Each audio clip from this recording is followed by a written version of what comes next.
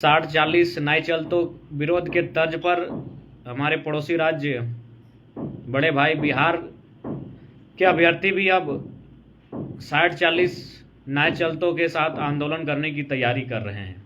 अब थोड़ा सा 60-40 झारखंड का और बिहार का 60-40 को समझ लेते हैं। 3 तारीख को आह्वान किया गया है ना, आप जाइएगा एक बार पूछिएगा, आधा से ज्यादा आदमियों को पता नहीं होगा कि 60-40 है क्या, और बन जाइए सीएम। हम तो रिक्वेस्ट करेंगे कि आप प्रधानमंत्री का चुनाव लड़िए। 60-40 का मतलब झारखंड में क्या है कि 60 क्यों भाई और 40, ये तो खैर समझ गए। 60 यानी जो रिजर्वेशन का कोटा है, यानी 26% schedule tribe, 14% other backward caste, 10% economic weaker section यानी EWS,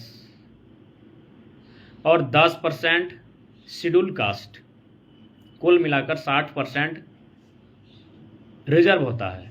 आप पूरे देश में लोकसभा का चुनाव लड़िए और आप प्रधानमंत्री बन जाइए। हम गुलदस्ता लेकर के आपके पास आएंगे, जयराम मातो जी के पास, और फोटो खिंचवाएंगे। ये व्हाट्सएप यूनिवर्सिटी से पढ़े लिखे 2-4 छात्र हैं, इनको तो छात्र भी कहने में हमको शर्म आता है। हमको तो नहीं लगता ये लोग छात्र भी हैं, पढ़े लिखे हैं कि नहीं है, कैसे बात करते हैं। अरे जब झारखंड और बिहार अलग हो गया, कुछ लोग जो कि यहाँ पे रह गए, जो कि रह गए और वो यहीं पे रहे हुए हैं, यहीं का सरकार को अपना टैक्स पे करते हैं, उनको झारखंडी नहीं मान रहे हैं ये लोग। बिहार में क्या फॉर्मूला हो जाएगा? 60-40 नहीं, उन लोग को बोलना होगा 57-43 नहीं चल तो, यानी वहाँ जैसा हमें जानकारी हो सके उसमें अगर आपके पास कुछ बेहतर डाटा हो तो हमें प्रोवाइड करें, अगर हमसे कुछ त्रुटि हो रही है। तो बिहार में नारा चलेगा 57-43, क्योंकि हमारा 60-40 था कि हमारे पास 60% रिजर्वेशन है, 40% ओपन है। ओपन में कोई भी एंट्री कर सकता है, लेकिन खैर झारखंड का दुर्भाग्य है कि यहाँ जो रिजर्वेशन कोटा है वहाँ भी कोई एंट्री कर सकता है। तो बिहार में फिलहाल चलेगा 57-43 नहीं चल तो।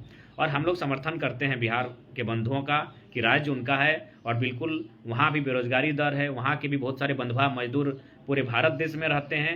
ये कुछ नेता जो अभी आए हुए हैं, ये बरसाती मेढक हैं, ये उतने दिन तक कहाँ थे जब भारतीय जनता पार्टी 1932 की बात तक नहीं करती थी। 17 वर्षों तक ये कहाँ छुपे हुए थे? आज इनको ध्यान आया था 1932 का, जब हेमंत सरकार ने इसको कैबिनेट में पारित करवाने का प्रयत्न किया, जब इसे राज्यसभा में माननीय महुआ मांझी जी ने उठाया, जब हमारी गठबंधन के सरकार द्वारा इसको मांग करने किया जाने लगा और इस पर विचार किया जाने लगा, तो ये लोग आकर के धरना दे रहे हैं, ये लोग बातें कर रहे हैं। जब इसकी बात ही नहीं किया जाती थी उस वक्त कहाँ थे ये? तो निश्चय ही है। और हाँ, अब एक सवाल आता है कि बिहार में अचानक ये 60-40 संतोष महतो टिड़वाड़दा निश्चित था, और हम उम्मीद करते हैं कि आपकी दूरदर्शिता सोच हमें कुछ जानकारी उपलब्ध करा सकती है, और मुझे उम्मीद है कि आप इस बारे में बेहतर से समझ गए होंगे। ये कहीं ना कहीं प्रायोजित है। तो अब ये चर्चा उठता है कि भाई झारखंड के तर्ज पर बिहार में अचानक क्यों हुआ, जबकि 1 महीना पहले वहाँ नोटिफिकेशन आया था कि भारत का नागरिक और बिहार राज्य का निवासी हो। इससे पहले भी तमाम जो भी वैकेंसी आती थी बिहार राज्य में, वहाँ साफ साफ लिखा होता था बिहार राज्य का निवासी हो, और 10% 5% अगर हो तो कुछ अन्य राज्यों के अभ्यर्थी पता नहीं किस रास्ते से वहाँ प्रवेश करते थे। लेकिन आज अचानक बिहार में ऐसी परिस्थिति क्यों आई? तो इसके लिए आपको परिस्थिति को समझना होगा। कौन सी परिस्थिति को समझना होगा? कि बिहार के माननीय मुख्यमंत्री श्री नीतीश कुमार कुछ दिन पूर्व अपने उप मुख्यमंत्री शायद तेजस्वी यादव जी के साथ झारखंड आए हुए थे।